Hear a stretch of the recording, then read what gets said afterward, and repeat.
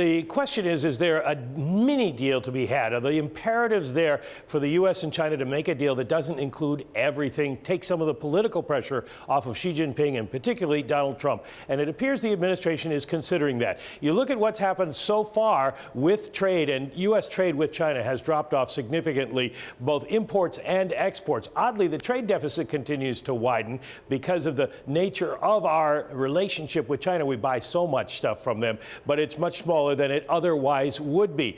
This morning, we had another gesture of goodwill from the Chinese that suggests that maybe they're making progress on this. The Chinese have a problem.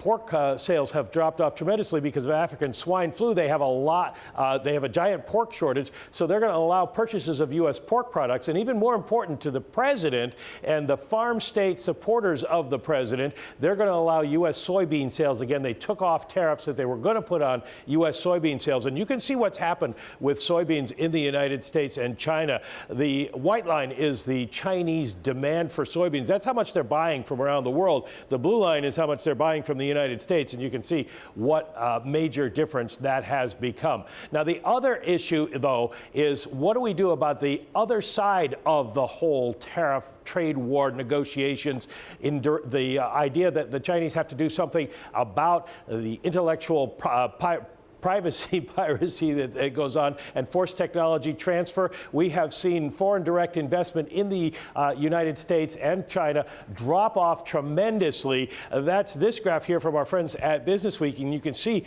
the big declines. That's not going to be solved by a mini deal, but they may put this aside for the time being and then go ahead and just do these mini deal with agriculture and maybe something on the Chinese enforcing their intellectual privacy law that they passed in July, and set this aside till later. But we may get, are some signs, David, we may get this mini deal.